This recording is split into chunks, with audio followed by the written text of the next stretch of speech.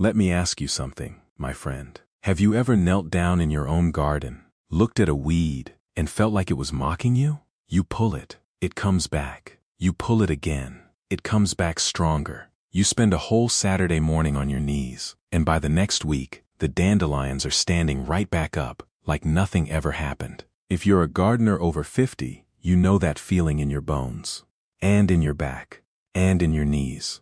Well, today, I want to sit down with you, like an old friend across the fence, and share something I truly wish somebody had told me 30 years ago.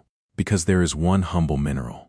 It costs just a few dollars, and it can turn a weedy, tired lawn into a deep, rich green while gently pushing the weeds out. It isn't a fancy chemical. It isn't a subscription. It isn't something a salesman will ever knock on your door to sell you. It's older than most of us. Groundskeepers have used it quietly for over 100 years. You'll even find it written up in old lawn care bulletins from back in the 1920s. But there's one thing you need to understand first. One simple secret. And if you know it, this works beautifully. If you don't, you'll waste your money and blame yourself. So pour yourself a cup of tea, and let me explain. Let's start with a simple question. Why are weeds so hard to kill? Now, here's the funny thing. Killing a weed is easy. Boiling water kills weeds. A splash of vinegar kills weeds. A pinch of salt kills weeds. You could walk out your back door this very afternoon, pour hot water on a dandelion, and it'd be brown by tomorrow. So killing the weed was never really the problem. The problem, my friends, is killing the weed without killing the grass right beside it. That's the whole trick. That's the puzzle that's cost gardeners millions of dollars over the years. Because most weed killers can't tell the difference. They kill everything they touch, the weed and the grass, leaving you an ugly brown patch that looks worse than the weed did. So the companies came along with their strong synthetic sprays. $20, $30, $40 a bottle. And yes, they work, but they're harsh. Full of chemicals, many of us would rather not spray where our grandchildren play, where our little dog naps in the sun. And here's what few people ever tell you. There has always been a quieter path, a natural one. One that works with the grass, instead of against it. And it all comes down to a single element you already know by name. Iron. Now stay with me, because this is the part that took me years to understand. And once it clicks, you'll never forget it. When folks hear iron for your lawn, they think it's all one thing. One bag. One job. It isn't. There are two kinds of iron for your lawn, and they do two completely different jobs. Get them mixed up, and most people do, and you'll be disappointed. Know the difference, and you hold one of the oldest, gentlest secrets in lawn care. Let me walk you through both, slowly, the way I'd explain it to my own brother over the fence. The first kind is the old one, the cheap one. Your grandfather might have called it copperas. The proper name is iron sulfate. Sometimes you'll see it written ferrous sulfate. Same thing. You'll find it at almost any garden center. A bag costs just a few dollars, and it lasts a whole season. And here's what this humble mineral does. It feeds the green in your grass.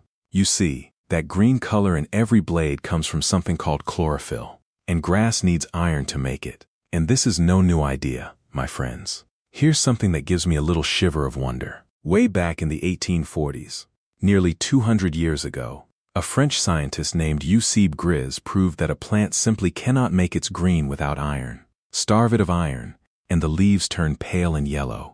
Give the iron back, and the green returns. We have known this for a very, very long time. We just forgot to use it in our own backyards. So when you mist a little iron sulfate over your lawn, within a day or two, your grass deepens. A richer, darker green.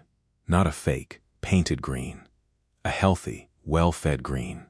The kind that makes your neighbor stop on their morning walk and ask what on earth you've been doing. And it does something else, too.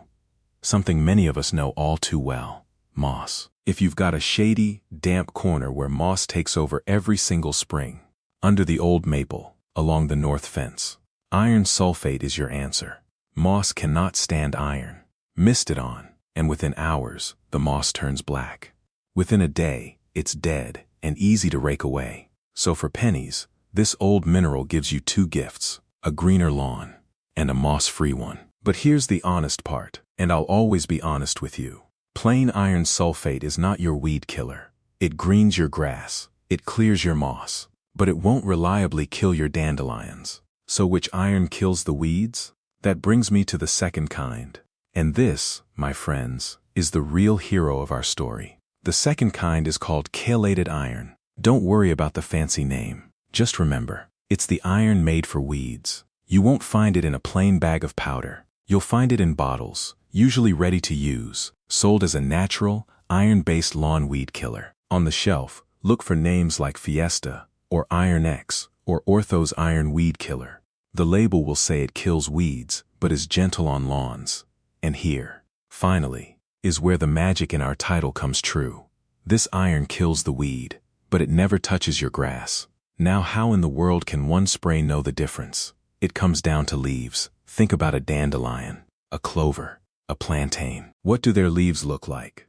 Wide, flat, open to the sky, like little dinner plates. Now think about a blade of grass, narrow, upright, slim as a needle. When you mist this iron over your whole lawn, those wide, flat weed leaves drink it right up. A big dose, far more than they can handle. Within hours, they blacken, they shrivel, they give up.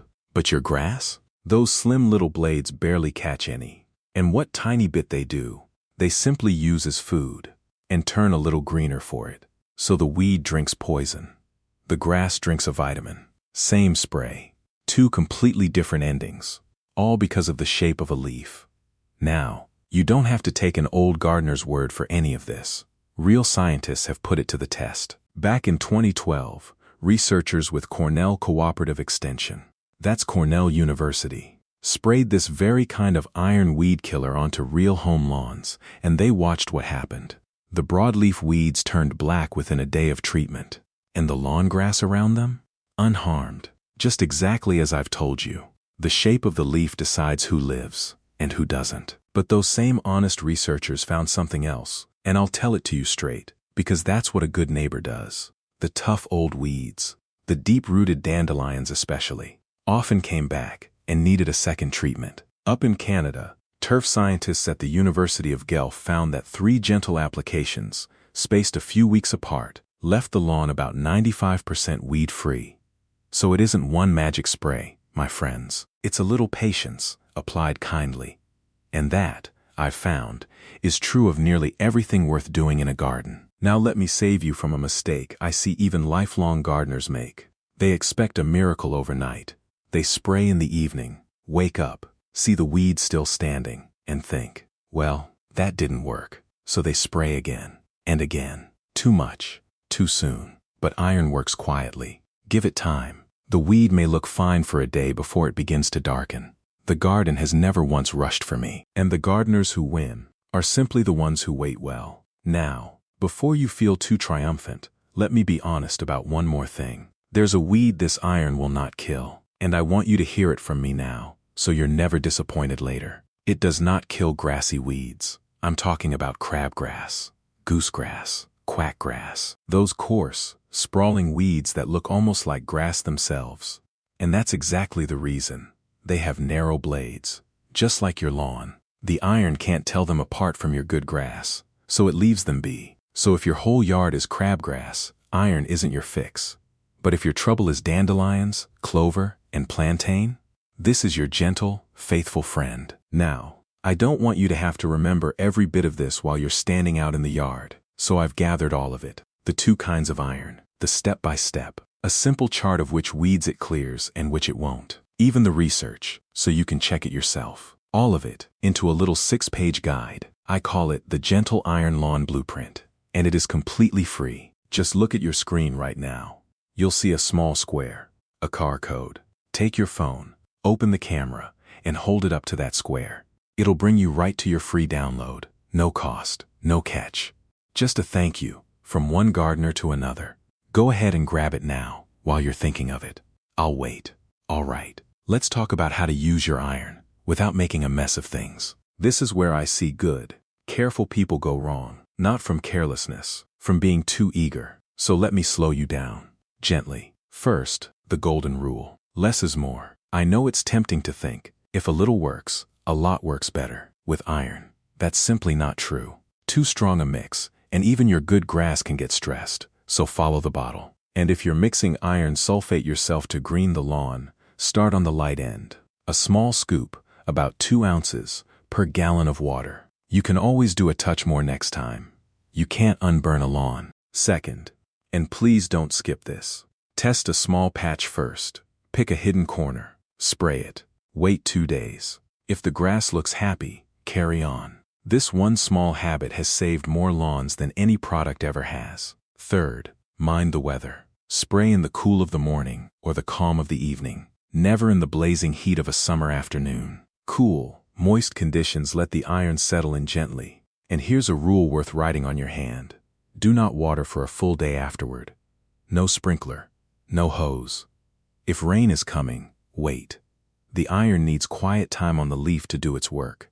Wash it off too soon, and you've wasted your morning. Fourth, use a simple pump sprayer, the $15 kind. Set it to a fine, even mist, like morning dew, not a puddle. Then walk slowly. Easy sweeps, no crouching over every single weed. That's the whole gift of this method. You're not on your knees for 2 hours. You're strolling across your yard in 10 minutes, and the job is done. Now, a few gentle warnings, not to scare you, to protect you. The first one, everyone learns the hard way, so learn it from me instead. Iron stains everything. Concrete, pavers, your shoes, your good gardening shirt. On hard surfaces, it leaves a rusty mark that is stubborn as a mule, so spray carefully near the edges. Keep it off the driveway and the sidewalk.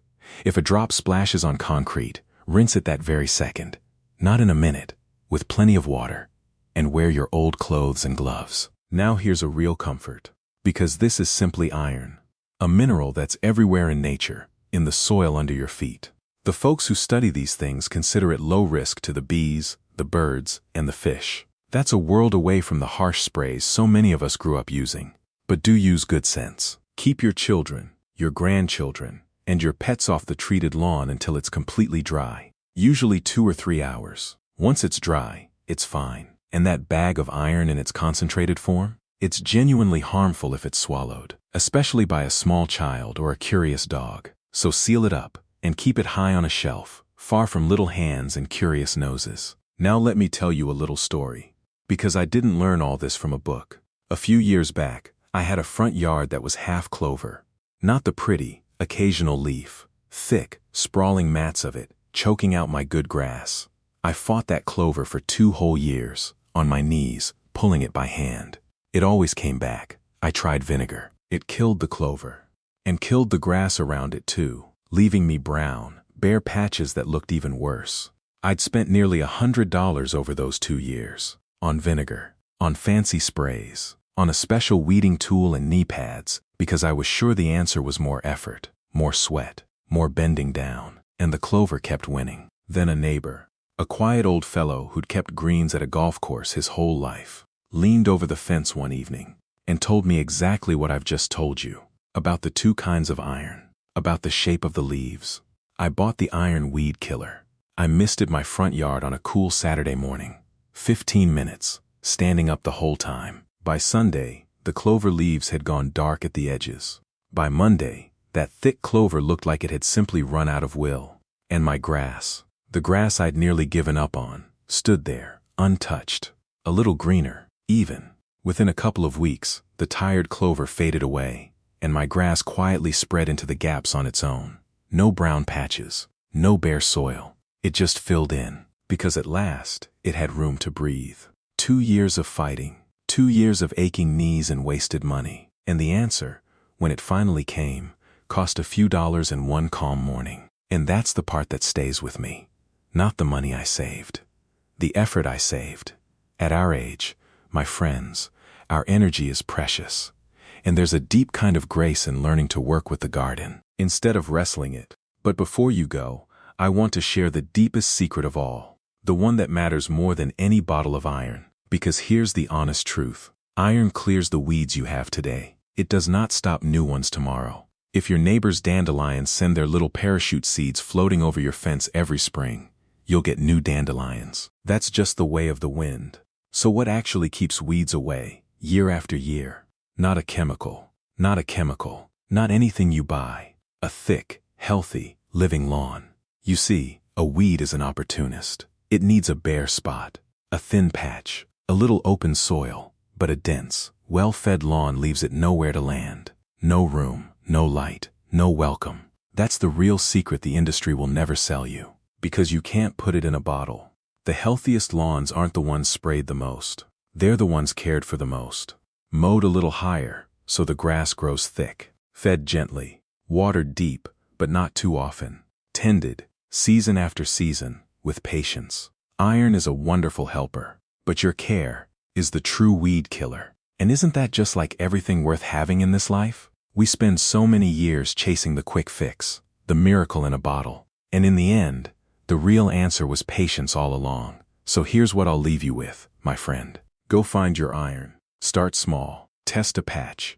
Spray on a cool morning. And watch the weeds fade, while the grass comes in greener than you've seen it in years. And if you haven't yet, scan that QR code on your screen and grab your free Gentle Iron Lawn Blueprint. Everything we talked about today, even the research, in one simple guide you can keep by the back door. If this helped you, do an old gardener a kindness. Share it with a friend over 50 who's still out there fighting weeds on their knees. Let's save each other's backs, and tell me down in the comments, what's the one weed that's been driving you crazy this year? Dandelions? Clover? That creeping vine you can't name? Tell me. I read every single one, and I'll tell you honestly whether iron will handle it or whether we need a different plan. Until next time, my friends, keep your hands in the soil and grace in your heart. I'll see you across the fence.